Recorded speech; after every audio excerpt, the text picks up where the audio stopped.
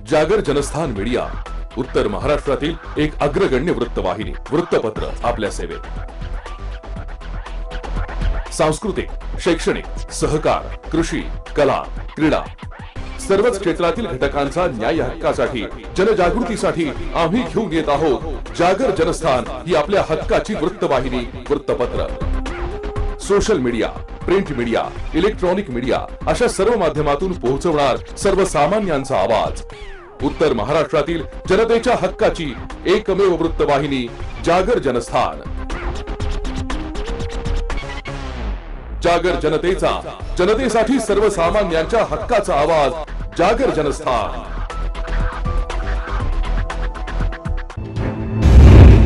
नमस्कार, जागर जनस्थानच्या बुलेटिन मध्ये मी रोहन सोनवणे आपलं स्वागत करतो। आपण घेत आहोत बातम्यांचा सविस्तर आढावा। नाशिक विभागातून 37 कर्मचाऱ्यांना बडतर्फीची कारणे दाखवा नोटीस बजावण्यात आली आहे। असं असूनही कर्मचारी मात्र आपल्या मागण्यांवर ठाम असल्यानं एसटी महामंडळ आता कठोर पावलं उचलताना दिसतायत। नाशिक विभागातून 37 कर्मचाऱ्यांना बडतर्फीची कारणं दाखवा नोटीस बजावण्यात आली आहे। असं असूनही कर्मचारी मात्र आपल्या मागण्यांवर ठाम आहेत। त्यामुळे एसटी महामंडळ कठोर पावलं उचलत आहे। गेल्या 64 दिवसांपासून एसटीचा संप सुरू आहे। अजूनही विलनीकरणाचा लढा संपलेला नाही। त्यामुळे एसटी महामंडळ प्रशासन कामावर रुजू न होणाऱ्या कर्मचाऱ्यांना बडतर्फ करते, तर अनेक कर्मचाऱ्यांना बडतर्फीच्या नोटीस पाठवण्यात आल्या। नाशिक विभागातून बडतर्फीची कारवाई करण्याच्या दृष्टीनं 37 कर्मचाऱ्यांना कारणे दाखवा नोटीस बजावण्यात आली आहे, तर नाशिक विभागातील 449 कर्मचाऱ्यांना यापूर्वीच निलंबित केलं आहे। मात्र अजूनही कर्मचारी आपल्या संपावर ठाम आहेत। नाशिक विभागातून 450च्या आसपास कर्मचाऱ्यांना निलंबित करण्यात आलं। यात पहिल्या टप्प्यात 37 जणांना बडतर्फ करण्यात आले। एसटी महामंडळाच्या म्हणण्यानुसार निलंबित केलेल्या कर्मचाऱ्यांना पहिले 15 दिवसात म्हणणं मांडण्याची संधी दिली जाते। त्यानंतर 3 वेळा सुनावणीसाठी हजर राहण्याच्या सूचना असतात। त्यालाही प्रतिसाद न दिल्यास बडतर्फीची कारवाई करण्याच्या दृष्टीनं कारणे दाखवा नोटीस बजावली जाते। मात्र तरी देखील प्रतिसाद नाही मिळाला तर नाशिकमध्ये पहिल्या टप्प्यात 37 कर्मचाऱ्यांना बडतर्फीची नोटीस देण्यात आली आहे। तर विलनीकरणाच्या मागणीसाठी सुरू असलेल्या संपात नाशिकमधील कर्मचारी मोठ्या प्रमाणात सहभागी आहेत। मात्र प्रशासनानं आता बडतर्फीची धडक कारवाई सुरू केली। त्यानुसार पहिला टप्पा पार पडल्यानंतर दुसऱ्या टप्प्यात इतरही कर्मचाऱ्यांना नोटीस दिली जाणार आहे।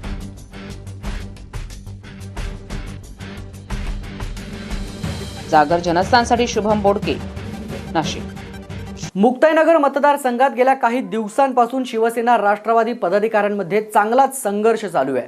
त्यातच राष्ट्रवादीच्या नेत्या ॲडव्होकेट रोहिणी खडसे यांच्या गाडीवर हल्ला झाल्यानं आता एकच खळबळ उडाली आहे। राष्ट्रवादी काँग्रेसचे नेते एकनाथ खडसे यांच्या कन्या रोहिणी खडसे आणि शिवसेनेचे आमदार चंद्रकांत पाटील यांच्यात शाब्दिक चकमक झाली आहे। हा वाद अजून संपलेला नाहीये। तोच आता रोहिणी खडसे यांच्या गाडीवर अज्ञातांनी दगडफेक करत हल्ला केल्याची धक्कादायक घटना समोर आली आहे। मुक्ताई नगरकडे येत असताना हा हल्ला करण्यात आलाय। या हल्ल्यात त्यांच्या गाडीची किरकोळ तोडफोड झाली आहे। रोहिणी खडसे यांना कोणतीही दुखापत झालेली नाहीये। या हल्ल्यामुळे मुक्ताई नगरमधील राजकीय वातावरण अधिकच तापलंय। सोमवारी रात्री 8:30 वाजल्याच्या सुमारास रोहिणी खडसे या चांगदेववरून मुक्ताई नगरकडे येत असताना त्यांच्या कारवर अज्ञात हल्लेखोरांनी हल्ला केला। त्यामुळे खडसे समर्थकांकडूनही तीव्र नाराजी व्यक्त होतीये। या 30-35 वर्षामध्ये, या 50 वर्षामध्ये या मुक्ताईनगर विधानसभा क्षेत्रामध्ये असं कधी घडलेलं नाही।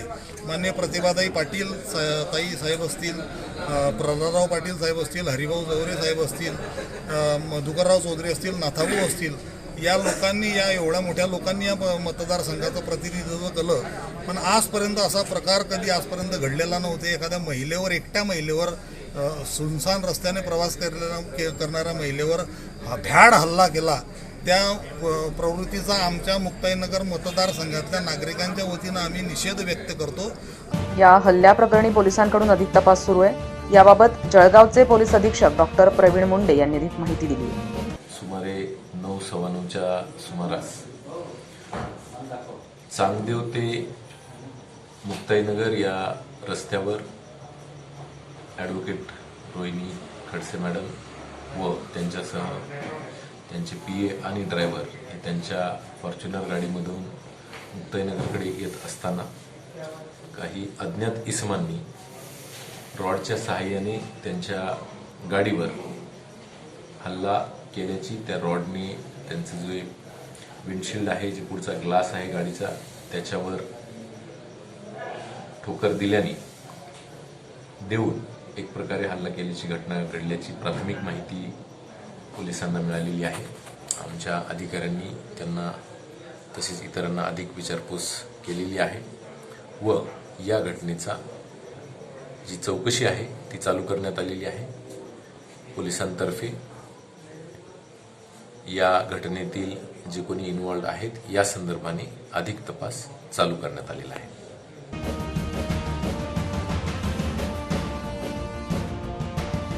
जागर जनस्थानसाठी रवींद्र महाजन, रावेर. या बातमीसोबतच घेतोय छोटासा ब्रेक नंतर बघूया अन्यही काही विशेष घडामोडी. तोपर्यंत पाहत रहा जागर जनस्थान. या ठिकाणी घोषणा करतो जे आजपर्यंत तुम्हाला कधी नाशिकमध्ये दिसलं नव्हतं असं चित्र मला तुम्हाला नाशिकमध्ये दाखवायचं होतं. नाशिक मी दत्तक घेतो. तुम्हाला दाखवलं पण प्रगती करणाऱ्या शहरांमध्ये नाशिकचा 16वा क्रमांक होता. आता एवढ्या सगळ्या गोष्टी केल्यानंतर हाती काय येतो पराभव. नाशिकचं नाव सुद्धा तुम्ही दत्तक घेताना मग का सुरू केलं नाही. काही जणांच्या मनामध्ये अशी शंका आहे की नाशिकमध्ये शिवसेना राहिली की नाही, शिवसेना मलूल झाली, मग शिवसेना गळपटली. हे बघा ना इकडं. आखाडा नाशिक महानगरपालिकेचा लवकरच आपला जागर जनस्थान वाहिनीवर.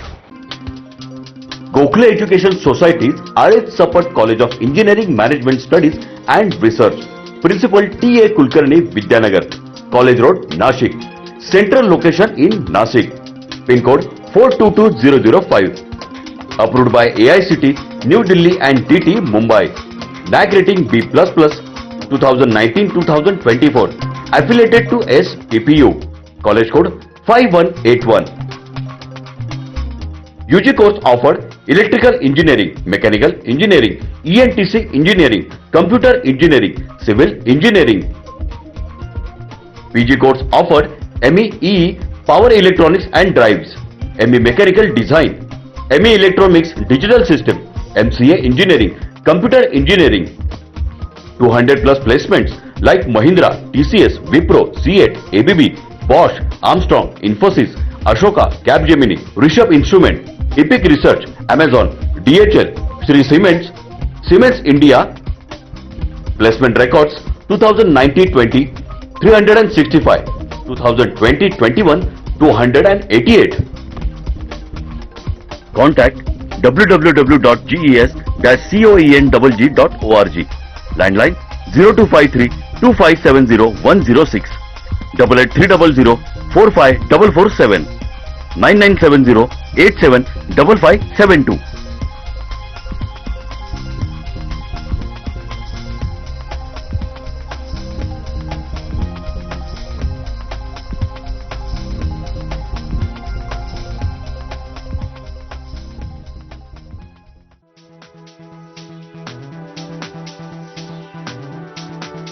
कपडे खरेदीसाठी विश्वासाचं एकमेव नाव म्हणजे व्यंकटेश टेक्सटाईल. आमच्याकडे होलसेल भावात sari, kurti, leggings, dress material, palazzo, shirt, T shirt, fancy shirt, jeans, kidswear आणि मेन्सवेअर उपलब्ध आहे. साडीमध्ये catalogue piece, Sintex sari, Calcutta work, Bangalore silk, Surat, Kathpadar, cotton अशा अनेक प्रकारांसह आकर्षक पैठणी.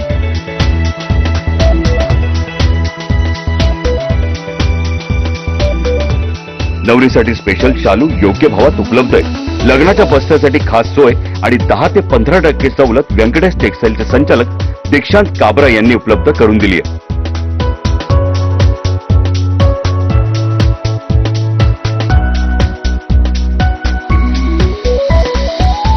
व्यंकटेश टेक्सटाईलला एकदा अवश्य भेट द्या आणि खास सवलतीसह आपली खरेदी करा, तेही अगदी माफक दरात.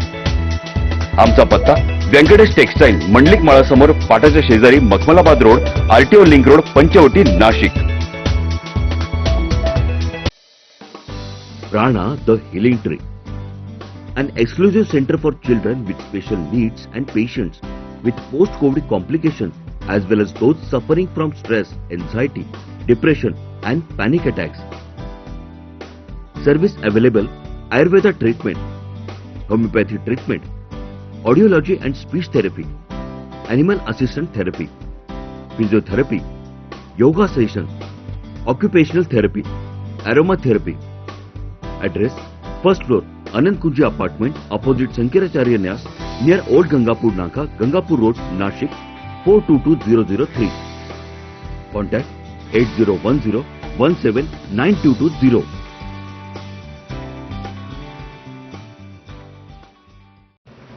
सुरक्षा आपली जबाबदारी SSS सिक्युरिटी बाउन्सर्सची.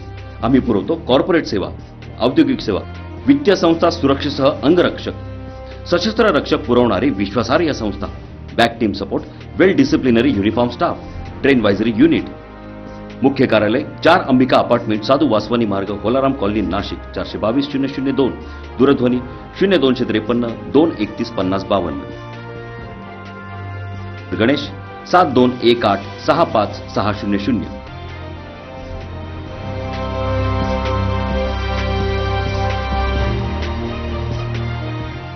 पंख आम्ही देतो, उंच भरारी तुम्ही घ्या. गरुड से करियर अकॅडमी.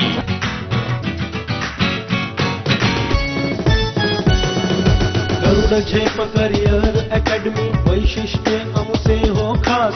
MPSC, SRPF स्पर्धा परीक्षा एकच घ्या.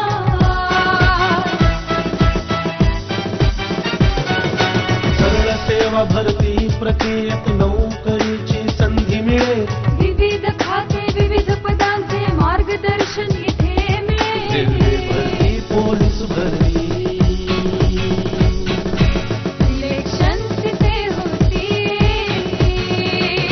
रेल्वे भरती, पोलीस भरती, सिलेक्शन तिथे होती. भविष्य उज्ज्वल घडविणं कटिबद्ध आम्ही पंखाचे. उंच भरारी घ्या तुम्ही, उंच भरारी घ्या तुम्ही.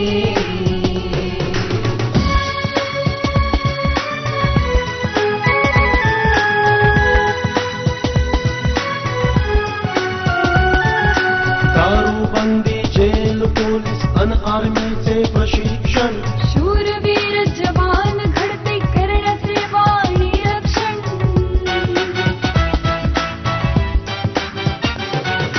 तज्ञ शिक्षक, सर्व सुविधा अन राहण्याची सोय इथे. शिस्तबद्ध झाले प्रशिक्षण, नसे काही उणीव इथे. गरुडचे अशी मारा, ही आयुष्याचे सोन करा. गरुडचे अशी मारा, ही आयुष्याचे सोन करा. भविष्य उज्ज्वल घडविणं कटिबद्ध आम्ही पंखाचे. उंच भरारी घ्या तुम्ही, उंच भरारी घ्या तुम्ही, उंच भरारी घ्या तुम्ही.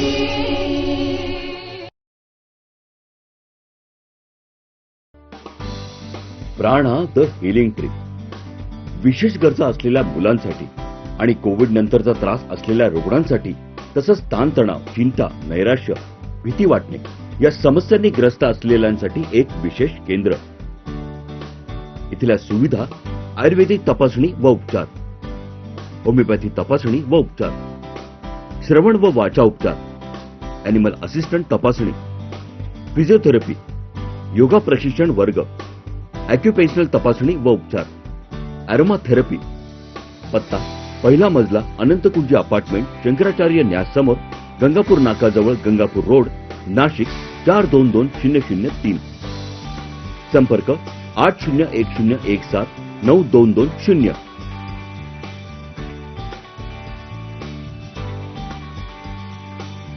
या ठिकाणी घोषणा करतो, जे आजपर्यंत तुम्हाला कधी नाशिकमध्ये दिसलं नव्हतं, असं चित्र मला तुम्हाला नाशिकमध्ये दाखवायचं होतं. आजपासून नाशिक मी दत्तक घेतो. तुम्हाला दाखवलं पण. प्रगती करणाऱ्या शहरांमध्ये नाशिकचा 16वा क्रमांक होता. आता एवढ्या सगळ्या गोष्टी केल्यानंतर हाती काय येतो? पराभव. नाशिकचं नाव सुद्धा तुम्ही दत्तक घेताना मग का सुरू केलं नाही? काही जणांच्या मनामध्ये अशी शंका आहे की नाशिकमध्ये शिवसेना राहिली की नाही, शिवसेना मलूल झाली, मग शिवसेना गळफटली. हे बघा ना इकडं. आखाडा नाशिक महानगरपालिकेचा लवकरच आपला जागर जनस्थान वाहिनीवर. गोखले एज्युकेशन सोसायटीज, आळेत Sapat college of engineering management studies and research, principal TA Kulkarni Vidyanagar, college road Nashik, central location in Nashik, pin code 422005, approved by AICT, New Delhi and DT, Mumbai, NAC rating B++, 2019-2024, affiliated to SPPU, college code 5181. UG course offered electrical engineering, mechanical engineering, ENTC engineering, computer engineering, civil engineering. PG course offered ME EE, power electronics and drives, ME mechanical design, ME electronics digital system, MCA engineering, computer engineering.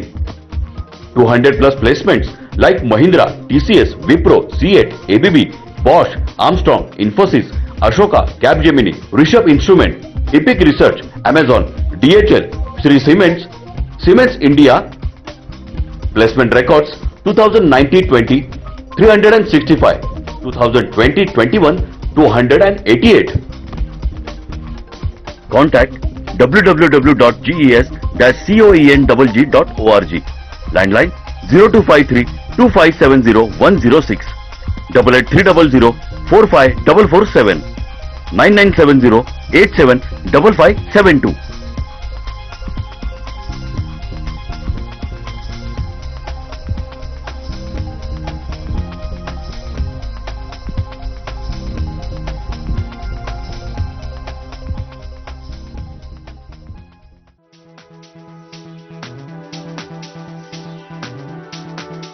कपडे खरेदीसाठी विश्वासाचं एकमेव नाव म्हणजे Venkatesh textile. आमच्याकडे wholesale भावात sari, kurti, leggings, dress material, palazzo, shirt, T shirt, fancy shirt, jeans, kidswear आणि menswear उपलब्ध आहेत. साडीमध्ये catalogue piece, Sintex sari, Calcutta works, Bangalore silk, Surat, Kathpadar, cotton अशा अनेक प्रकारांसह आकर्षक पैठणी.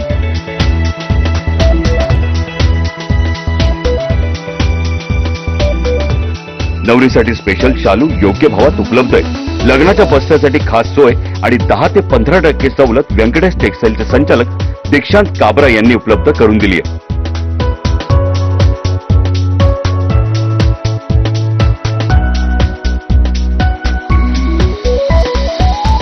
व्यंकटेश टेक्सटाईलला एकदा अवश्य भेट द्या आणि खास सवलतीसह आपली खरेदी करा, तेही अगदी माफक दरात. आमचा पत्ता व्यंकटेश टेक्सटाईल, मंडलिक माळासमोर, पाटाच्या शेजारी, Makhmalabad road, RTO link road, Panchavati, Nashik. Prana, the Healing Tree, an exclusive center for children with special needs and patients with post-COVID complications, as well as those suffering from stress, anxiety, depression, and panic attacks. Service available: Ayurveda treatment, homeopathy treatment, audiology and speech therapy, animal assistant therapy, physiotherapy, yoga session, occupational therapy, aromatherapy. Address: first floor, Anand Kunji apartment, opposite Sankaracharya Nyas, near Old Gangapur Naka, Gangapur Road, Nashik, 422003. Contact 8010179220.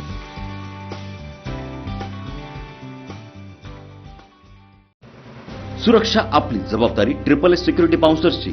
आम्ही पुरवतो corporate सेवा, औद्योगिक सेवा, वित्तीय संस्था, सुरक्षेसह अंगरक्षक, सशस्त्र रक्षक पुरवणारी विश्वासार्ह संस्था. Back team support, well disciplinary uniform staff, train वायझरी युनिट.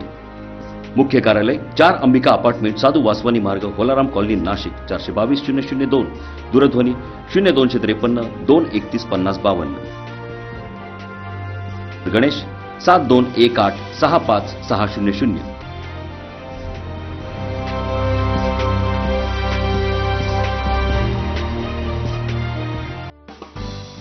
प्राणा द हिलिंग ट्री. विशेष गरजा असलेल्या मुलांसाठी आणि कोविड नंतरचा त्रास असलेल्या रुग्णांसाठी, तसंच ताणतणाव, चिंता, नैराश्य, भीती वाटणे या समस्यांनी ग्रस्त असलेल्यांसाठी एक विशेष केंद्र. इथल्या सुविधा: आयुर्वेदिक तपासणी व उपचार, होमिओपॅथी तपासणी व उपचार, श्रवण व वाचा उपचार, अॅनिमल असिस्टंट तपासणी, फिजिओथेरपी, योगा प्रशिक्षण वर्ग, ॲक्युपेशनल तपासणी व उपचार, ॲरोमा थेरपी. पत्ता पहिला मजला अनंतकुंज अपार्टमेंट, शंकराचार्य न्यास समोर, गंगापूर नाकाजवळ, गंगापूर रोड, नाशिक 422003. संपर्क 8010179220.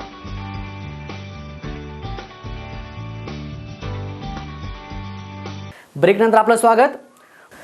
सोशल मीडियावर महिलेला फसवून तिच्यासोबत लग्न करून मुंबई, दिल्ली आणि लंडन येथे महिलेवर अत्याचार केल्याप्रकरणी नाशिक पोलिसांनी लुकआउट नोटीसमधील फरार आरोपी संदीप भिडे याला अखेर दिल्ली एअरपोर्टवर मोठ्या शिताफीनं अटक केली आहे. या संदर्भात या महिलेनं अनैसर्गिक शारीरिक संबंध केल्याप्रकरणीचा गुन्हा नाशिकच्या सातपूर पोलीस स्थानकात दाखल केला होता. संदीप भिडे याच्यावर नाशिक पोलिसांनी लुकआउट नोटीस देखील जाहीर केली होती. आरोपी दिल्ली विमानतळ येथे असल्याची माहिती नाशिक पोलिसांना मिळाली. त्यानुसारच या संशयित आरोपीला नाशिकच्या सातपूर पोलिसांनी दिल्ली विमानतळावरून ताब्यात घेतलाय. सन 2019 एका महिलेने पोलिसांना फिर्याद दिली होती की तिचा एका मुलाबरोबर, दिल्ली येथील एका मुलाबरोबर फेसबुकवरती ओळख झाली. त्या ओळखीचं रूपांतर त्यांचं मैत्रीमध्ये झालं आणि नंतर त्यांनी विवाह बंधनात अडकले. त्यानंतर आरोपीसोबत ती महिला लंडनला जाऊन राहिली.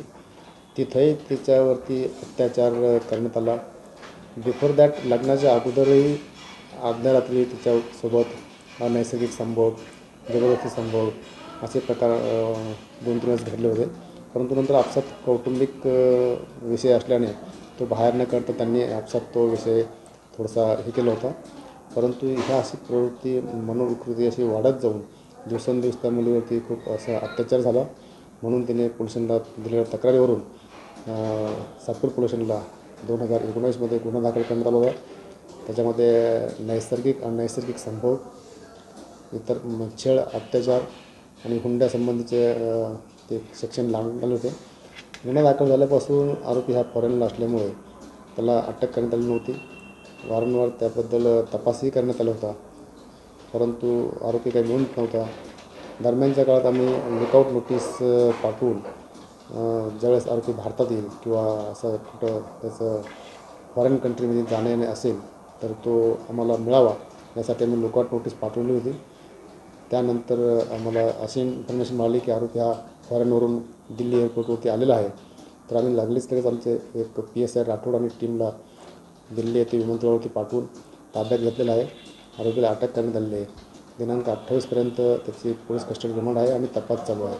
गेल्या काही दिवसांपूर्वी धुळे तालुक्यातील कुसुंबा गावाजवळ आरोपींना घेऊन जात असताना आरोपींनी पोलिसांवर पोलिसांच्या व्हॅनमध्येच हल्ला करून पळ काढला होता.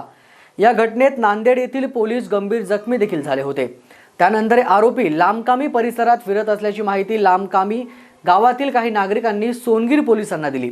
या माहितीच्या आधारे सोनगीर पोलीस ठाण्याचे पोलीस निरीक्षक चंद्रकांत पाटील आणि त्यांच्या पथकानं लामकानी गावात जाऊन दोन्ही आरोपींना शेवटी ताब्यात घेतलाय.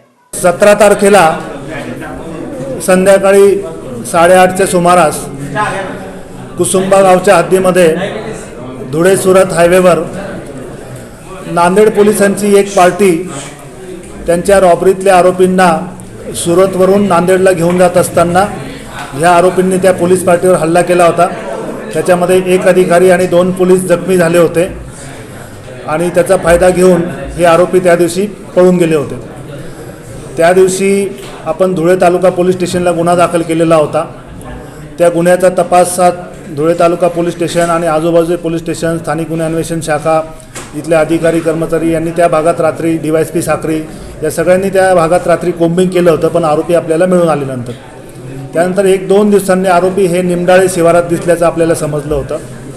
मग आरोपींचे फोटो आपल्याकडे होते आणि आरोपी त्याच भागात आहे अशी आपली खात्री झाल्यानंतर आपण आरोपींचे फोटो हे संपूर्ण परिसरामध्ये सगळ्या नागरिकांना, रस्त्यावरच्या हॉटेल्सना दिलेले होते.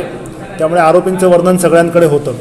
आज सकाळी लामकानी शिवारात हे आरोपी काही सुजाण नागरिकांना दिसून आलेत आणि त्यांनी ताबडतोब त्याबाबत सोनगीर पोलीस स्टेशनशी संपर्क करून खात्री केली आणि खात्री केल्यानंतर त्यांनी मग त्या आरोपींना पाठलाग करून ताब्यात घेतलं. ताबडतोब पोलिसांना बोलवलं. पोलीस पार्टी त्या ठिकाणी पोहोचली. पोलिसांनी खात्री केल्यानंतर त्या आरोपींना आता या ठिकाणी आणलेलं आहे.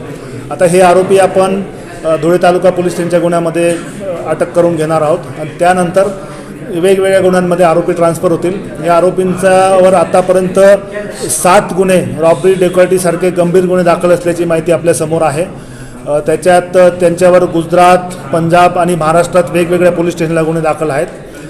हे अतिशय नोटोरियस आणि हार्ड असे क्रिमिनल आहेत।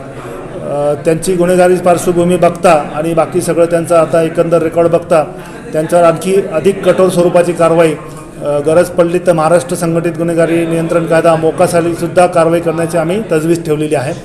ह्या सगळ्या याच्यामध्ये आपल्या भागात नागरिकांना मी पहिल्या दिवशी धुळे जिल्ह्याचा चार्ज घेतला, त्या दिवशी देखील आवाहन केलं होतं की ज्या ज्या ठिकाणी आपल्याला पोलिसांना गरज पडेल त्या ठिकाणी नागरिकांनी मदत करावी, ज्या ज्या ठिकाणी नागरिकांना मदत लागेल त्या ठिकाणी पोलीस धावून जातील। असं आपण एकमेकांच्या सहकार्याने काम केलं तर आपण मोठ्यातले मोठं काम करू शकतो आणि अनेक गुन्ह्यांना प्रतिबंध करू शकतो।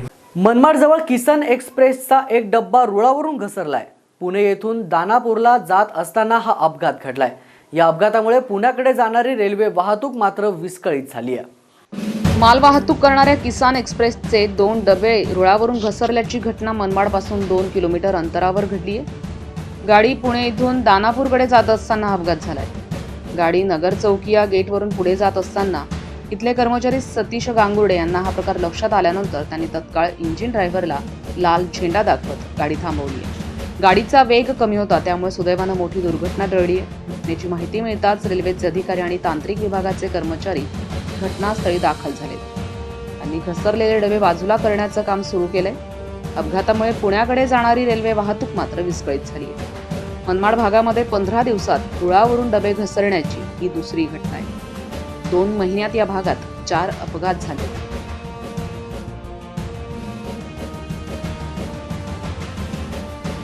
जागर जनस्थानसाठी आमीन शेख, मनमाड। या बातमीसोबतच बुलेटिनमध्ये वेळ झाली इथेच थांबण्याची। पुन्हा भेटणार आहोत आपल्या पुढील प्रसारणात। तोपर्यंत आपण पाहत रहा जागर जनस्थान। नमस्कार, जागर जनस्थानच्या जागर कट्ट्यावर मी सुनील शिंदे आपलं स्वागत करतो। मित्रांनो, जागर कट्ट्यावर आपण विविध मान्यवर आमंत्रित करत असतो। त्यांचा संघर्षमय प्रवास, त्यांचा प्रेरणादायी प्रवास आम्ही आपल्यापर्यंत पोहोचवत असतो। आज आपण जागर कट्ट्यावरती अशा एका व्यक्तिमत्वाला आमंत्रित केलेलं आहे ज्यांचं एकंदरीत कार्य जर पाहिलं तर त्या कार्यामध्ये आक्रमकता आणि न्याय मिळवून देण्यासाठी वेगळ्या पद्धतीचं आंदोलन हे आपल्याला प्रामुख्याने दिसून येतं। आणि त्याच पद्धतीने नाशिक महानगरपालिकेने धसका घेतलेले प्रहार जनशक्ती पक्षाचे अनिल कोंडाजी फडांगे नाशिक जिल्हा प्रमुख यांना आज आपण जागर कट्ट्यावरती आमंत्रित केलेलं आहे। वेगळ्या पद्धतीची त्यांची कार्यशैली आहे, वेगळे त्यांचे विचार आहे, मात्र त्यांचं ध्येय अतिशय प्रामाणिक आहे, ते म्हणजे आपल्या नागरिकांना न्याय मिळवून देणे। काय आहे त्यांचे विचार आणि काय आहे त्यांचे एकंदरीत त्यांच्या कल्पना काय आहे, एकंदरीत आपल्या पक्षाला घेऊन किंवा नागरिकांना घेऊन आपण त्यांना आज विचारणार आहोत। त्याच पद्धतीने आजचं औचित्य इतकं सुंदर आहे की आज फडांगे साहेबांचा वाढदिवस सुद्धा आहे। तर सर्वप्रथम आपण त्यांना वाढदिवसाच्या शुभेच्छा देऊया आणि आपल्या कार्यक्रमाला सुरुवात करूया। फडांगे साहेब, सर्वप्रथम आपल्याला वाढदिवसाच्या हार्दिक शुभेच्छा।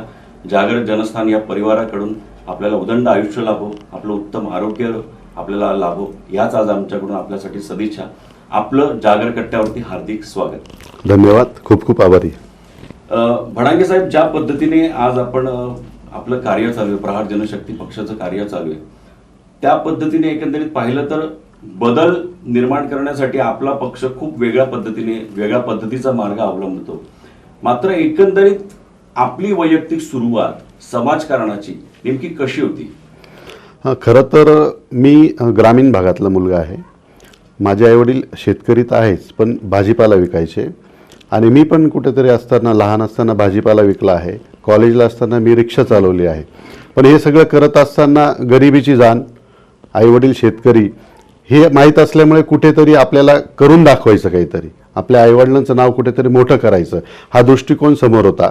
आणि गरिबी स्वतः डोळ्यांनी बघितली, त्याच्यामुळे गरीब लोकांसाठी, सर्वसामान्यांसाठी काहीतरी करून दाखवायचा ध्यास होता मनामध्ये। असं करत असताना शाळा कॉलेज झालं, त्याच्यानंतर मी कन्स्ट्रक्शन फील्डमध्ये गेलो आणि तिथे मी सिव्हिल कॉन्ट्रॅक्टर झालो। पण कुठेतरी मनामध्ये जाण होते की आपल्याला समाजकार्य करायचं आहे, लोकांसाठी काहीतरी आपलं देणं आहे। म्हणून एक दिवशी आम्हाला राज्यमंत्री बच्चू कडू साहेब जे आहे त्यांच्याबद्दल माहिती मिळाली आणि त्यांचं काम बघून आम्ही प्रभावित झालो। कारण त्यांचं सुरुवातच अशी आहे की जे दिव्यांग आहे, म्हणजे अख्ख्या भारतामध्ये जेवढे पण दिव्यांग असेल त्या दिव्यांगांसाठी बच्चू कडू साहेबांनी आत्तापर्यंत 30 ते 35 GR काढलेले आहे. त्यांच्यासाठी 50 ते 100 आंदोलन केलेले आहे आणि त्यांच्यासाठी त्यांच्यावर आत्तापर्यंत 300 ते 350 केसेस आहे. जेव्हा आम्ही हे सगळं बघितलं, खरं तर तरुण रक्त होतं, काहीतरी करून दाखवायची धमक होती आणि अशा परिस्थितीमध्ये जेव्हा असं कळालं का आपण सर्वसामान्यांसाठी काम करायची इच्छा आहे आणि प्लॅटफॉर्म बच्चू कडू साहेबासारखा मिळतोय, तेव्हापासून आम्ही सगळे प्रहारचे सैनिक भारावून गेलो आणि आम्ही प्रहारमध्ये काम करायला सुरुवात केली. साहेब, आजपर्यंत आपण अनेक आंदोलनं केली असेल, प्रत्येक आंदोलन वेगळ्या पद्धतीचं होतं. कुठेतरी महापालिका असेल किंवा कुठेतरी प्रशासन असेल त्यांना दखल घेणं भाग पडलं, अशा पद्धतीचं आंदोलन होतं. ज्या वेळेला पहिलं आंदोलन केलं होतं त्यावेळेला मनात भीती होती? खरं तर भीती होतीच, कारण जरी आमचं दैवत आमचे बच्चू कडू साहेब आहे, यांचं आम्ही ऐकलं होतं की यांच्यावर 250 गुन्हे 300 गुन्हे, तर काम करत असताना आम्हालाही वाटायचं कारण आपल्यावर गुन्हे दाखल झाले तर काय, कारण कॉलेज सुटलेलं, कुठेतरी संसाराचं तो विचार मनामध्ये होता आणि समाजसेवेचं भान होतं, त्याच्यामुळे ती भीती मनात असायचीच. पण मात्र दिसायचं एकच, हा दिव्यांग आहे, हा शेतकरी आहे, हा कामगार आहे, याला न्याय मिळण्यासाठी आपला गुन्हा दाखल झाला तरी आपण ते करणार. साहेब, प्रहार जनशक्ती पक्षाची जर टॅगलाईन पाहिली की तुम्ही कायदा पाळा अन्यथा आम्ही कायदा हातात घेऊ, मुळात ही टॅगलाईन अशी करण्याची गरज का पडली असावी? काय नेमकं एकंदरीत बच्चू कडू साहेबांनी एकंदरीत फेस केलं असेल किंवा आजही आपण त्यांच्यावर काम करता? ही टॅगलाईन तशा समाजासाठी तशी एक मार्गी पाहिली तर ती चुकीची आहे. कायदा हातात घेणं सर्वसाधारण माणसाने हे चुकीचं आहे, मात्र तरी सुद्धा ही टॅगलाईन वापरून आपण आपल्या पक्षाचं वाटचाल पुढे नेत आहात, तर नेमकं ही टॅगलाईन चुकीची वाटत नाही का किंवा काय कार्यपद्धती आहे? नाही, तसं बघितलं तर हे चुकीचं आहे. पण जेव्हा आम्ही समजा एक नाशिकचंच आपलं उदाहरण देतो, 24 जुलै 2017ला बच्चू कडू साहेब आयुक्त कार्यालयात आले होते. आपल्या 2005चा एक GR आहे का दिव्यांगांसाठी 3% निधी असतो, तो खर्च झाला पाहिजे, पण गेले 2005 पासून नाशिकमध्ये तो निधी खर्च झालेला नव्हता. जेव्हा आम्ही वारंवार पत्र देऊनही निवेदनं देऊनही आयुक्त साहेब त्यांना केराची टोपली दाखवत होते. जेव्हा बच्चू कडू साहेब जेव्हा आयुक्तांना विचारायला गेले तेव्हा आपले आयुक्त होते अभिषेक कृष्णा सर, का हा निधी खर्च का झाला नाही, तेव्हा त्यांच्याकडे उत्तर नव्हतं आणि उत्तर नसल्यामुळे ते उद्धट सारखे बोलल्यामुळे बच्चू कडू साहेबांचा आवाज चढला आणि त्यांनी त्यांच्यावर हात उगारला. खरं तर तुम्ही जे म्हणता ते बरोबर आहे, कायदा हातात आपण नाही घ्यायला पाहिजे, पण जेव्हा सर्वसामान्यांचं काम आहे, जो दिव्यांग आहे, जो 1 रुपयाची रोजीरोटी कमवू शकत नाही, त्याला जर तुम्हाला 1000 रुपये महिन्याला पेन्शन मिळते आहे आणि तुमच्याकडे ते फंड अवेलेबल आहे आणि तुम्ही तो खर्च करत नाही, तर अशा वेळेस मात्र कायदा हातात घ्यावा लागतो का, तर त्या दिव्यांगाला न्याय मिळाला पाहिजे. बरोबर. पण मग एकंदरीत आतापर्यंत अशी कुठली वेगवेगळी आंदोलनं आपण केली, तशी बरीच केली असेल, मात्र आज आमच्या प्रेक्षकांना जर काही आंदोलनं अशी जर सांगावीशी वाटली की ज्याचा खरंच प्रशासनाने खूप वेगळ्या पद्धतीचा परिणाम त्यांच्यावरती झाला आणि बदल घडवून आणला, अशी जर काही निवडक आंदोलनं सांगता आली? त्याच्यामध्ये एक आंदोलन आहे आमचं त्र्यंबकेश्वरचं आंदोलन आहे. त्र्यंबकेश्वरमध्ये 50 कामगार होते, जे कंत्राटी कामगार होते, जे त्र्यंबकेश्वर नगरी आज पुण्यनगरी आहे आणि त्या नगरीला स्वच्छ करायचं काम जे करायचे, गटारीमध्ये हात घालून गटारी स्वच्छ करायचे, रस्ता झाडायचे, तर त्या लोकांना किमान वेतन नाही, PF नाही, ESIC नाही, 8-9 हजार रुपये पगारावर ते काम करायचे. जेव्हा आम्हाला ती गोष्ट कळाली, खरं तर मला तुम्ही म्हटले तेच सांगायचं, कायदा ऑलरेडी आहेच, जर तुम्ही कायद्यात काम नाही केलं तर अधिकाऱ्यासाठी सुद्धा कायदा आहे का, त्यांनी जर त्याचं काम केलं नाही तर त्याच्यावर गुन्हा दाखल झाला पाहिजे. मात्र आत्तापर्यंत महाराष्ट्रामध्ये तसं कुठं झालेलं नाही आहे. सेवा हमी कायदा, जो अधिकाऱ्यांनी ते काम कुसर केली तर त्याच्यावर तो गुन्हा दाखल व्हायला पाहिजे, तो कुठेच झालेला नाही. आम्हाला जेव्हा कळालं की ह्या लोकांना 8-9 हजार पगार आहे, त्यासाठी आम्ही निवेदनं दिले सीओंना, त्र्यंबकेश्वरच्या सीओंना, मात्र निवेदनाला त्यांनी केराची टोपरी दाखवली. मग त्यावेळेस आम्ही अर्धदफन आंदोलन केलं का, जे आज 1.5-2 वर्ष झाले. त्र्यंबकेश्वरला आम्ही अर्ध स्वतःला खड्ड्यात बुजवून घेतलं आणि 7.5 तास आम्ही बुजवून घेतलं. मग खरं तर ही प्रेरणा आम्हाला बच्चू भाऊंची आहे, कारण बच्चू भाऊंनी सुद्धा असे खूप मोठे आंदोलन केलेले. म्हणजे कदाचित अजून अर्धा-पाऊण तास जर आम्ही खड्ड्यात असतो तर आमचे हातपाय कदाचित ते गेले पण असते. पण त्या आंदोलनाचा सीओनी एवढा धसका घेतला का दुसऱ्या दिवशी त्या लोकांना ज्यांना 8-9 हजार रुपये पगार होता त्यांना 14,000 रुपये पगार दिला आणि किमान वेतन PF ESIC सगळं लागू केलं. बरोबर. बच्चू कडू साहेबांबरोबर आंदोलन करण्याचा कधी अनुभव आला किंवा हो. तो नेमका कसा होता? साहेब कुठल्या पद्धतीचे एकंदरीत नियमावली फॉलो करत असता आणि तो नेमका वेगळा एक्सपिरियन्स काय होता? ॲक्च्युली 1 मे 2018ला मंत्रालयामध्ये बच्चू भाऊनी एक आंदोलन केलं. त्या आंदोलनामध्ये आम्ही सहभागी होतो आणि ते आंदोलन होतं जे आपल्या महाराष्ट्रामध्ये जे अनाथ लोक आहे, म्हणजे खरं तर जे अनाथ लोक आहे, अनाथ लोकांना 1% आरक्षण हे राज्यमंत्री बच्चू कडू साहेब यांच्या आंदोलनामुळे झालं आणि त्या आंदोलनाला आम्ही तिथे उपस्थित होतो आणि तो खूप मोठा अनुभव आहे. कारण बच्चू भाऊंची शैलीच वेगळी. जसं अपंग जो आहे तो वंचित होता त्याला न्याय मिळवून दिला, तसंच अनाथ हा घटक पण असा आहे का सर्वसामान्य लोक फक्त आपलं पोट भरण्याचं आणि दिवस कसा काढायचा याचा विचार करतात. पण जे अनाथ आहे, ज्यांना आई नाही, ज्यांना वडील नाही, ज्यांना स्वतःची ओळख नाही, जर त्यांना कुठे शाळेत ॲडमिशन घ्यायचं, कॉलेजला ॲडमिशन घ्यायचं तर ते आश्रमशाळेत राहत असतात. तर आश्रमशाळासुद्धा त्यांना दाखला देऊ शकत नव्हती. त्यासाठी जे बच्चू भाऊने आंदोलन केलं, त्या आंदोलनानंतर त्यांना लिगली आश्रमशाळा त्यांना त्यांचा दाखला देऊ शकते आणि 1% त्यांना नोकरीमध्ये आरक्षण मिळालं. साहेब, आता गेल्या 1.5 ते पावणे 2 वर्षापासून, आता 2 वर्ष होत आली जवळपास, आपण कोविड सारख्या महारोगासाठी त्याला आपण फेस करतोय. अजूनही त्यातनं पाहिजे तसं सकारात्मक बदल आपल्याला मिळत नाहीये. आपण नेमकं कोविड काळामध्ये नेमकं आपण काय सिच्युएशन पाहिली, कुठले प्रश्न आपल्यापर्यंत येत होते आणि काय एकंदरीत व्यवस्था, आरोग्य व्यवस्था असेल, त्यांनी एकंदरीत नाशिक महापालिकेमध्ये कुठल्या पद्धतीचं काम केलं आणि ह्या पूर्ण एका प्रोसेसमध्ये काय शिकायला मिळालं साहेब? खरं तर कोविडमध्ये आम्ही आमच्या सगळ्या प्रहारच्या टीमनी खूप मोठं काम केलेलं आहे. कोविडमध्ये सगळ्यात मोठा प्रश्न होता की बिल, जे बिल होतं ते डॉक्टर लोक 3 दिवसाचं, 5 दिवसाचं, 8 दिवसाचं 2-2, 3-3 लाख रुपये करायचे, ज्याच्यावर कोणाचा अंकुश नव्हता का हे बिल कसं केलं जायचं. ठीक आहे, तुम्हाला कॅन्सर असेल किंवा बाकीचे आजार असेल त्याची फी ठरलेली डॉक्टरांची. आता कोविड जगासाठीच नवीन होता, त्यामुळे डॉक्टर लोक सुद्धा अव्वाच्या सव्वा बिलं घ्यायचे. त्यावेळेस आम्हाला लोकांचे फोन यायचे. आम्ही आत्तापर्यंत कमीत कमी 1.5 ते 2 कोटी रुपये लोकांचे बिलं कमी केले. आणि करत असताना मात्र आम्हाला खूप वाईट अनुभव आला, कारण जेव्हा आम्हाला एखादा पेशंट तक्रार करायचा का मी 3 दिवस ॲडमिट होतो आणि माझं 2 लाख रुपये बिल झालं. जर कोरोनासारख्या महामारीवर जर औषधच नाही आहे मग तुम्ही उपचार काय करायचे, मग तुमचं 2 लाख बिल कसं झालं, हे जेव्हा आम्ही विचारायला जायचो तेव्हा आमच्या गुन्हे दाखल केलेले. त्याच्यानंतर एक हॉस्पिटल आहे, मी नाव नाही घेणार त्याचं, त्या हॉस्पिटलमध्ये एका घरातले 2 मुलं मृत्यू पावले. त्यांना फक्त घरात आई आणि एक सून होती, दोघीच राहिल्या 2 मुलं जे आता अनाथ झालेले. पण त्यांचं बिल 7 लाख रुपये घेऊन जेव्हा आम्ही त्यांना विचारायला गेलो त्यांनी आमच्यावर 10 कोटीचा मानहानीचा गुन्हा दाखल केला. म्हणजे असे 40 ते 50 हॉस्पिटलमध्ये आम्ही जाऊन बिलं कमी केले, पण आमच्यावर 25 ते 30 पण गुन्हे दाखल झालेले आहे. साहेब, अनेक आंदोलनं करत असताना वेगवेगळ्या पद्धतीचे गुन्हे दाखल होता. याच्याशी नेमकं एकंदरीत त्याचा कधी त्रास होत नाही का? कारण आता वेगवेगळे गुन्हे असतील तर त्याची तारीख वेगवेगळी लागते आणि मग याचा एकंदरीत स्ट्रेस आपल्यावरती येत नाही का? नाही, तसा स्ट्रेस येतो, पण आमच्या समोर दुःख इतकं आहे. तुम्हाला एक उदाहरण सांगतो. आता पंचवटीमध्ये कुटुंब आहे का जे दोघं नवरा बायको आहे आणि त्यांना एक मुलगी का जी मतिमंद आहे. म्हणजे ती मुलगी 18 वर्षाची आहे, पण ती स्वतः तिचं काहीच करत नाही. आज त्या मुलीच्या घरी खायचे हाल आहे. आता जेव्हा आम्हाला हे कळतं, आता ती 18 वर्षाची 19 वर्षाची झालेली आहे, तिला पेन्शन लागू व्हायला पाहिजे. आणि पेन्शन हा कायदा आहे, तुम्ही जर डॉक्युमेंट जमा केले तर तुम्हाला 1 ते 2 महिन्याच्यात पेन्शन लागू व्हायला पाहिजे. पण लोक 6-6 महिने, 1-1 वर्ष सगळं करतात तरी यांना पेन्शन मिळत नाही.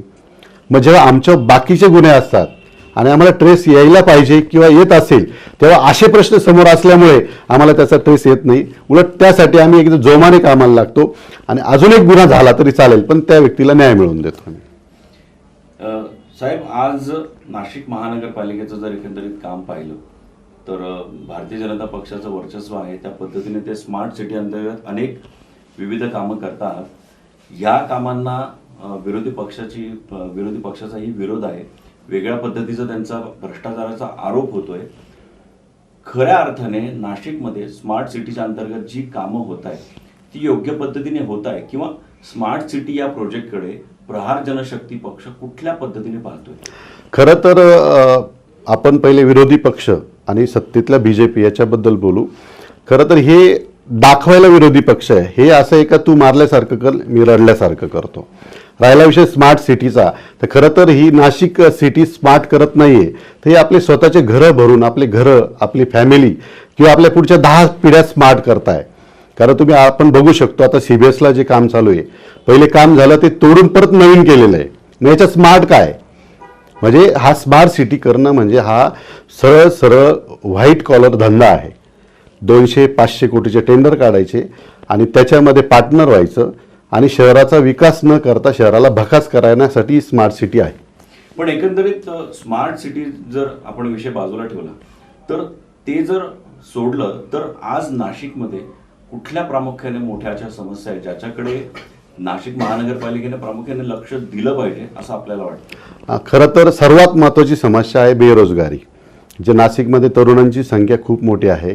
त्याच्यावर जर नाशिक महानगरपालिकेने किंवा महापौरांनी, आयुक्तांनी जर लक्ष दिलं आणि ह्या लोकांसाठी कसा रोजगार उपलब्ध करता येईल याकडे लक्ष दिलं तर नक्कीच खूप मोठा तरुणांना फायदा होईल. बरोबर. पण आपल्या माध्यमातून काही अशा उपाययोजना आपण रोजगाराच्या माध्यमातून काही तरुणांना देतो आहात का?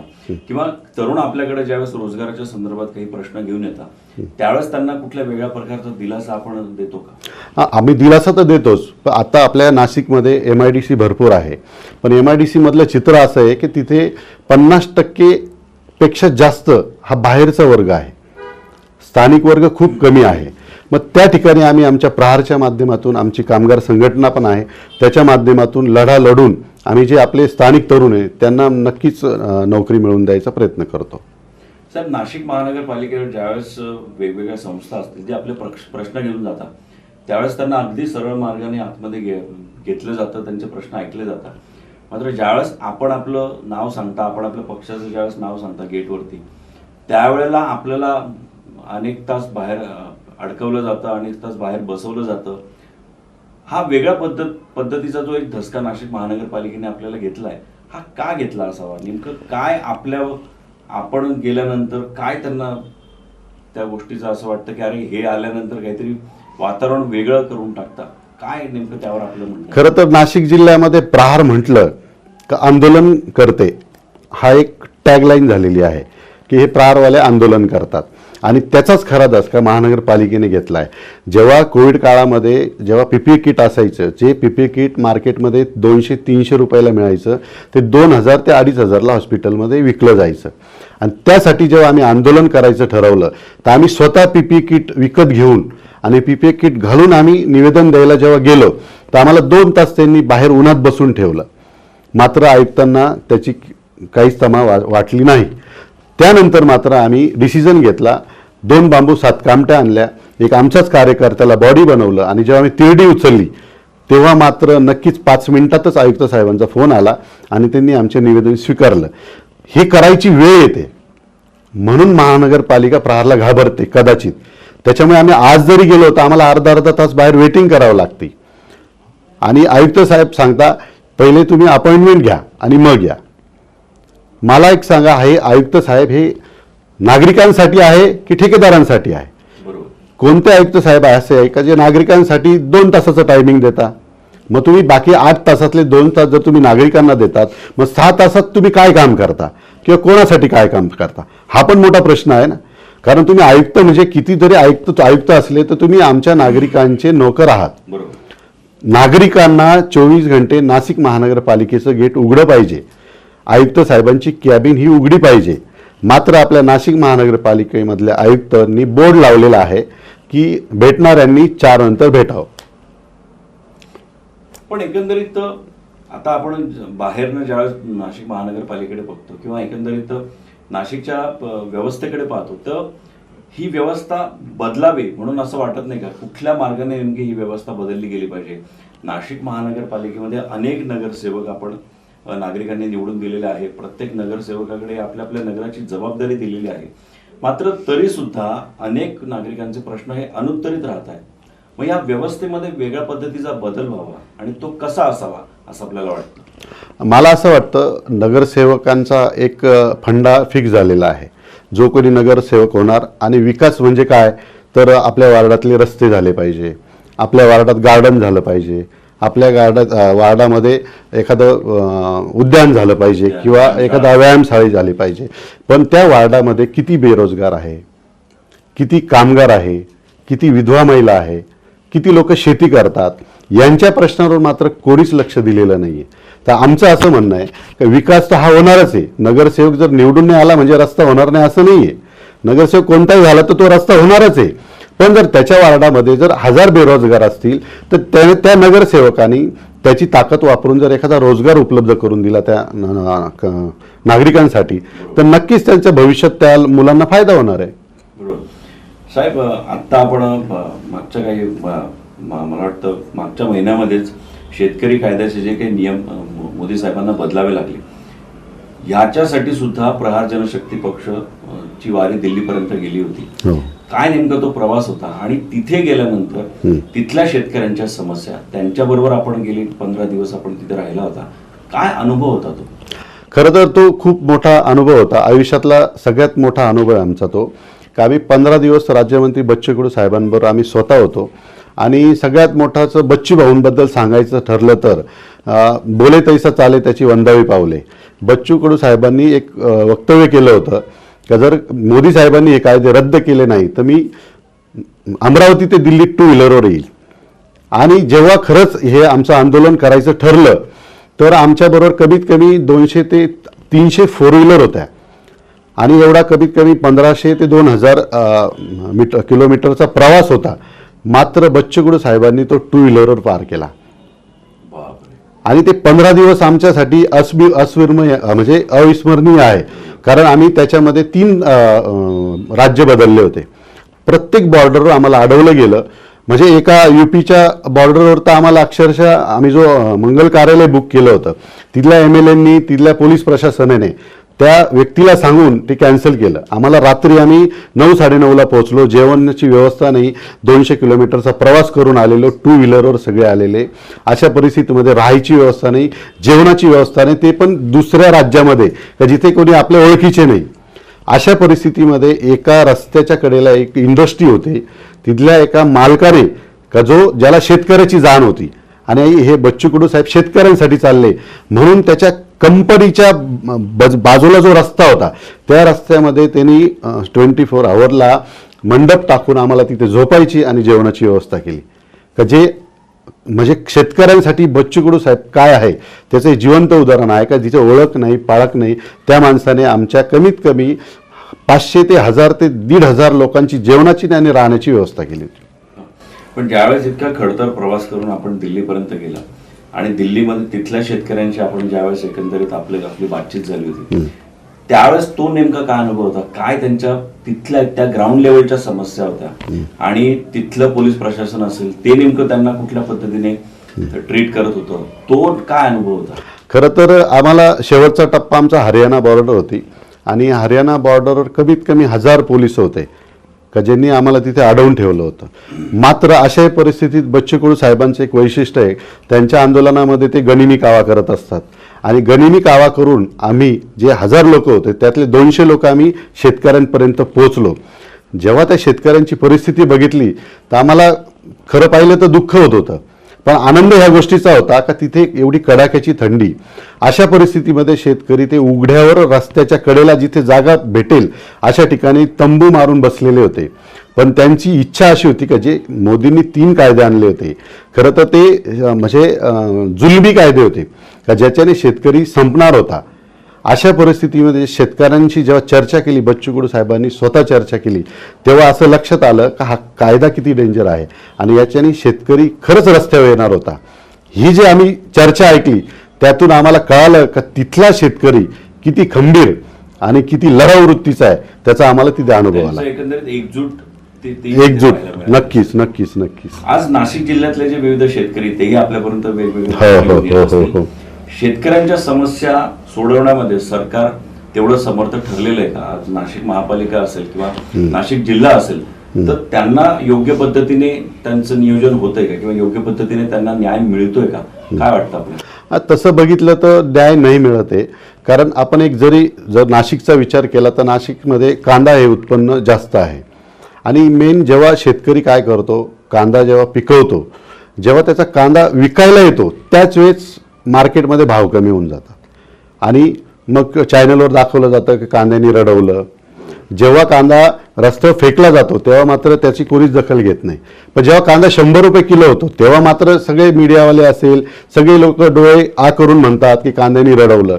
पण त्या शेतकऱ्यासाठी किती मेहनत करावं लागते आणि त्याला एखादं पीक मिळतं. म्हणजे 4 वर्ष 2 वर्षामध्ये जर त्यांनी कांदा पिकवला तर एखादा सीझन असतो का त्याला त्याच्यात रेट मिळतो.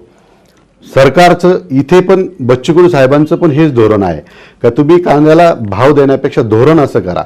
जसं कांद्याला तुम्ही जीवनावश्यक वस्तूमध्ये घ्या, जसं तुम्ही साखर असते किंवा ज्यांचे भाव ठरलेले असतात तसं कांद्याचं नसतं. तर ते पण करायला पाहिजे असं. पण एकंदरीत बच्चू कडू साहेब ज्या वेळेला वेगवेगळे आंदोलन करत असतात त्यांनाही अनेक समस्या त्यांना सामोरे जावं लागत असेल, त्यांच्यावर अनेक केसेस असतील आणि आपल्यावरही आता ते त्या पद्धतीने आपण ते पायवाट तिथे जाता आहात. या सर्व मागे नेमकी कुठली ऊर्जा काम करते साहेब? कारण त्रास खूप आहे, लोकांच्या समस्या सोडवण्याची आपल्यामध्ये जिद्द आहे. या सगळ्या मागे नेमका पाठिंबा आर्थिक असेल मानसिक असेल तो नेमका कोणाचा आहे? ही ऊर्जा कुठून येते?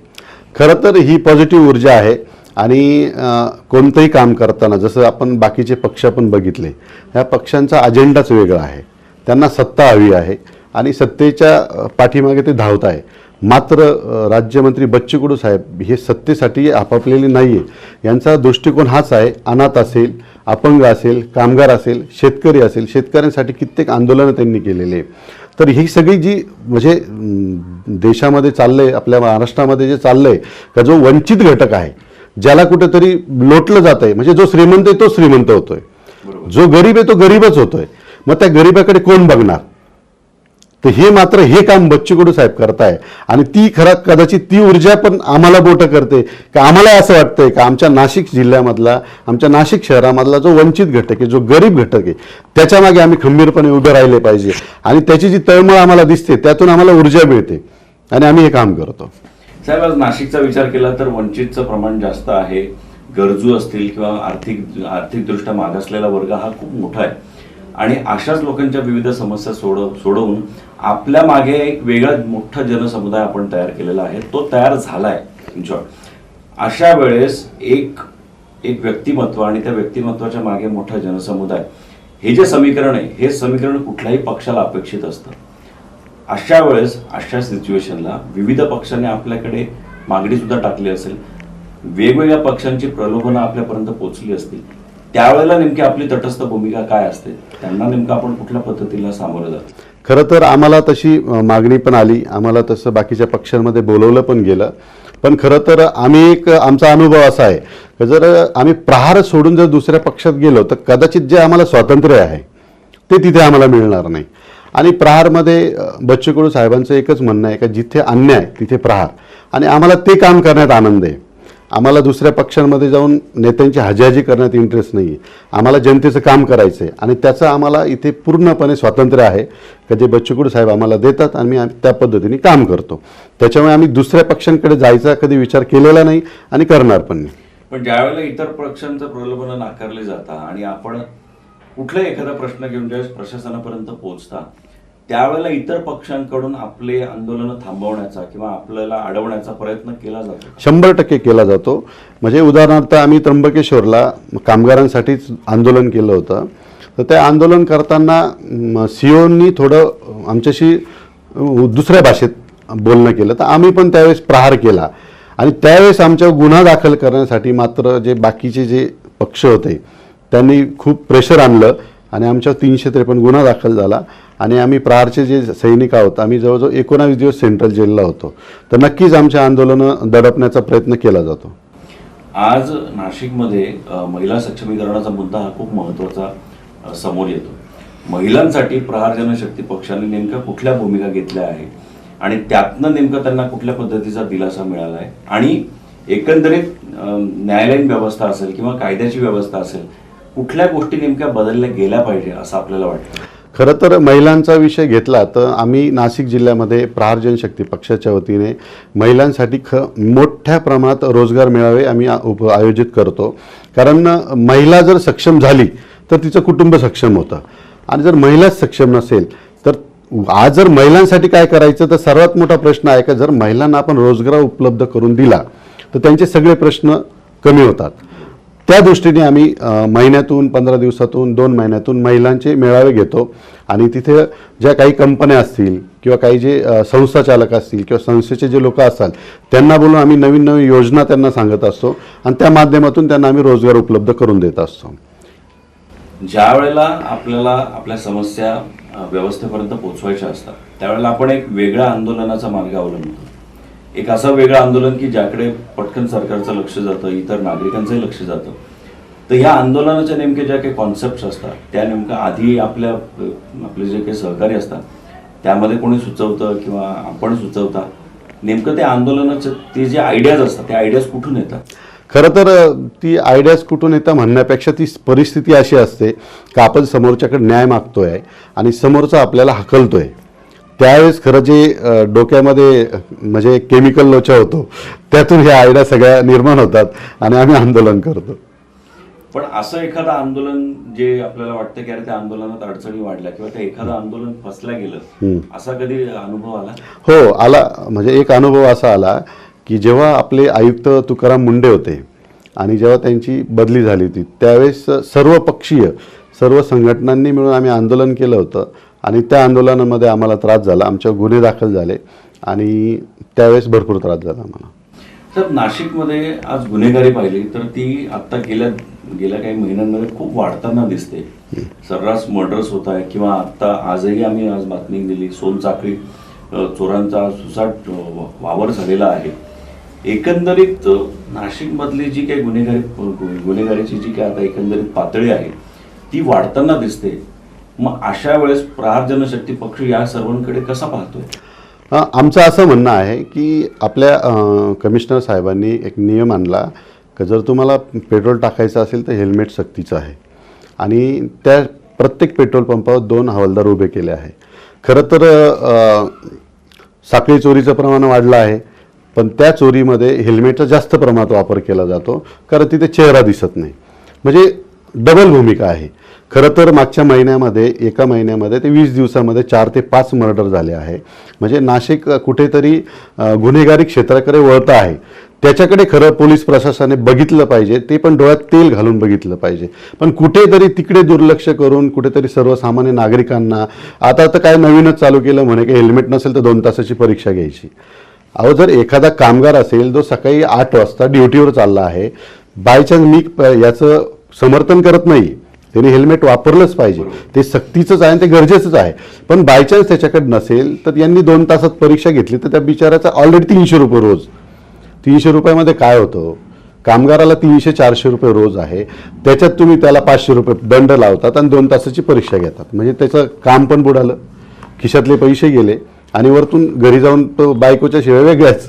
म्हणजे अशा परिस्थितीत मला असं म्हणायचं आहे की जी गुन्हेगारी चालली याच्यावर जर जास्त लक्ष दिलं तर कुठेतरी नाशिक शहराचा विकास किंवा नाव अजून वाढेल.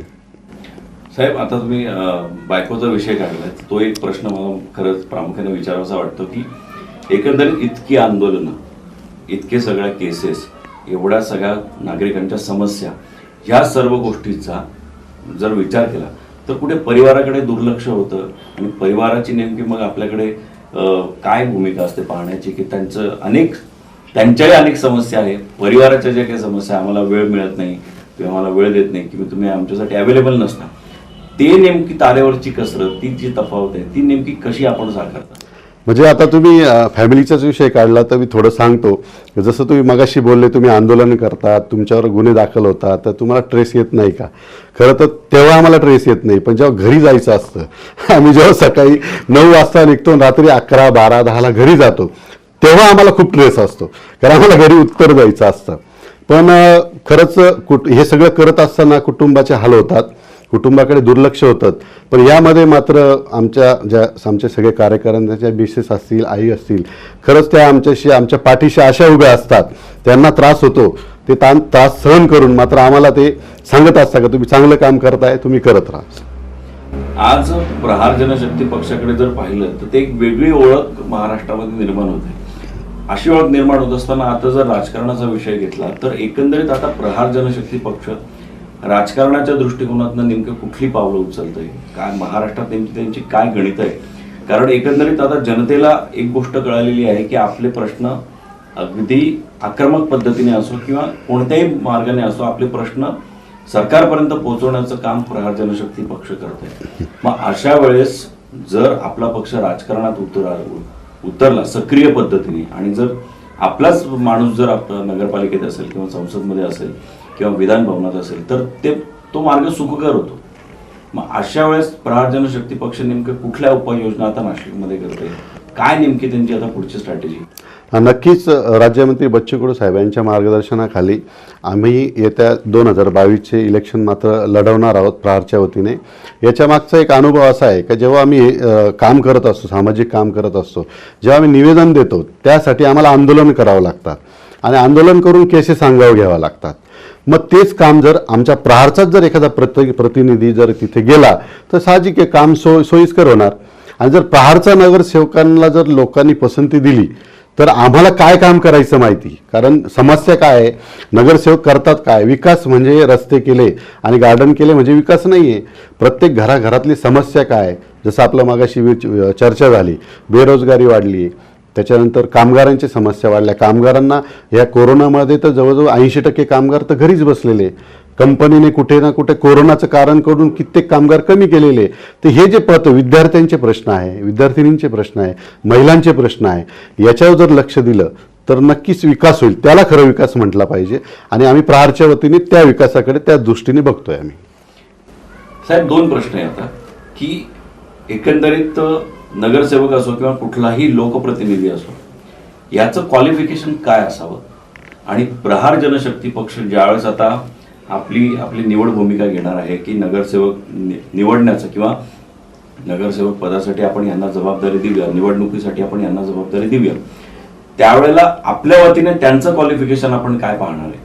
खरं तर आमचा जास्त तरुण वर्गावर जास्त लक्ष आहे, कारण तरुण वर्ग शिकलेला पण असतो आणि त्याच्यामध्ये तळमळ असते. आणि महत्त्वाचं प्रहार जर म्हटलं तर प्रत्येक प्रहार जरी नाव कोणी घेतलं, बच्चू कडू साहेबांचं नाव जरी आलं तर हा कुठेतरी एक फिक्स ठरलेलं आहे का दिव्यांग, कामगार, शेतकरी यांच्यावर अन्याय होणार तिथे प्रहार असणार. तर हे समीकरणच आहे. त्याच्यामुळे आम्ही पण असेच उमेदवार शोधणार का ज्यांच्यामध्ये खरंच तळमळ आहे. तो टपरीवाला असला तरी चालेल, किराणा दुकानवाला जरी असला चालेल, पण जर एखादा गरीब त्याच्याकडे किराणा घ्यायला आला आणि त्याचं जर 20 रुपयाचं काही किराणा घेतलं आणि त्याकडे पैसे नसेल तर तो त्याला फ्रीमध्ये देतो. असे पण लोक आहे. आम्ही असे लोक निवडणार कारण त्यांची ती तळमळ आहे. नाही तर मग 20 रुपयाचा किराणा घ्यायचा आणि पैसे नाही म्हणून त्यांना काढून द्यायचं. हे दुसऱ्या पक्षात कदाचित असं असू शकतं, पण प्रहारमध्ये येणारा उमेदवार असंच असणार आहे का ज्याला तळागाळातल्या लोकांची गरज आहे, त्या तळागाळातल्या लोकांसाठी काम करण्याची तळमळ आहे. बरोबर. आणि सर्वसाधारणपणे एखाद्या लोकप्रतिनिधीचं काय क्वालिफिकेशन असावं? खरं तर क्वालिफिकेशन असायलाच पाहिजे, कमीत कमी ग्रॅज्युएशन तरी असायला पाहिजे. कारण आपल्या राजकारणामध्ये आपण बघतो अडाणी माणूस असतो, तो कुठेतरी एखाद्या पक्षाचा झेंडा घेतो आणि 10 वर्षामध्ये तो अब्जाधीश होतो. तिथे कुठे आलं? शिक्षण तर पाहिजेच ना. शिक्षण वाघिणीचं दूध आहे. डॉक्टर बाबासाहेब आंबेडकरांनी सांगितलं आहे ते वाघिणीचं दूधच आहे. त्याच्यात तुम्हाला कळतं का तुम्हाला काय करायचंय. विकास जसा आपला मगाशी विषय झाला, अडाणी माणूस असेल तर तो स्वतःचाच विकास करणार, पण शिक्षित माणूस असेल तो जनतेचा विकास करणार. पण आता एकंदरीत प्रहार जनशक्ती पक्ष नाशिकमध्ये कुठल्या पद्धतीची भूमिका घेणार आहे आगामी निवडणुकांसाठी? नक्कीच आम्ही आमचे उमेदवार देणार आहोत आणि आम्ही ताकदीने लढणार आहोत. 2022ला आम्ही इलेक्शन लढणार आहोत. पण इतर पक्षांकडून काही त्याच्यावर दबाव येऊ शकतो असं आपल्याला वाटतं? हो, दबाव तर येणारच.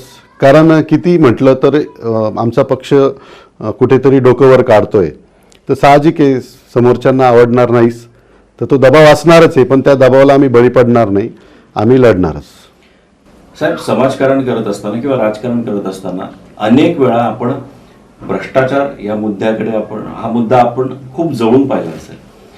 भ्रष्टाचार थांबवण्यासाठी मग तो कुठल्याही लेवलवरचा असो, मग तो रस्त्यांचा असो, पाणी प्रश्न असो, आरोग्याच्या समस्या असो, असा भ्रष्टाचाराचा एखादा मुद्दा आणि त्याला आपण सोडवण्यासाठी केलेलं आंदोलन, हा अनुभव आमच्या प्रेक्षकांना ऐकायला नक्की हवा. होता एक प्रकरण होतं की जिथे मोठ्या प्रमाणात भ्रष्टाचार झाला होता आणि आता आम्ही नाव नाही सांगू शकत, पण त्या अधिकाऱ्याला निलंबित पण केलं. आणि आम्ही अजून एक सांगू शकतो की प्रहार जनशक्ती पक्षाच्या वतीने जिथे भ्रष्टाचार असेल त्या अधिकाऱ्याला आम्ही ठोकल्याशिवाय राहत नाही. साहेब, खरं तर अगदी कमी वेळात रोखठोक पद्धतीने, सडेतोड पद्धतीने जी काही आपली परखड अशी मतं होती ती आज आम्हाला मिळाली. एकंदरीत प्रहार जनशक्ती पक्ष कुठल्या पद्धतीने काम करतोय, काय त्यांची विचारसरणी आहे तेही आज आम्हाला कळालं. आणि आज आमच्या जनतेपर्यंत आपले मुद्दे, आपले प्रश्न आणि आपल्या समस्या, आपले विचार आज आम्हाला पोहोचवता आले, त्यासाठी खरंच आपले धन्यवाद. आणि इतका अमूल्य असा वेळ आज आपण आम्हाला दिला आणि आपले विचार आमच्या प्रेक्षकांपर्यंत पोहोचवले, त्यासाठी आपले धन्यवाद. आपण आलात त्यासाठी खरंच धन्यवाद. ईश्वर आपल्याला, आपल्या पक्षाला, आपल्या परिवाराला उत्तम असं यश देव, ह्याच आज आमच्याकडून, जागर कट्ट्याकडून आणि जागर परिवाराकडून आपल्याला सदिच्छा. धन्यवाद. धन्यवाद. तर मित्रांनो, आपण पाहिलं भडांगे साहेब नेमके कुठल्या विचारसरणीचे आहे आणि कुठल्या पद्धतीचं ते काम करत आहे. न्याय मिळवून देणं हा एकच मुद्दा फक्त त्यांना त्यांच्या समोर दिसतो. मग त्यासाठी कोणताही मार्ग अवलंबला लागला तरी सुद्धा चालेल, पण गरजूंना न्याय मिळवून देणं हे एक समीकरण त्यांनी डोक्यात ठेवलेलं आहे. हेच समीकरण एकंदरीत प्रहार जनशक्ती पक्ष आणि त्यांची पूर्ण जी काही सहकारी आहे या टीमकडे एकंदरीत आपल्याला दिसतं. मुळात ज्या वेळेला कायदा हातात घ्यावा लागतो त्यामागची कारणंही वेगळी असतात.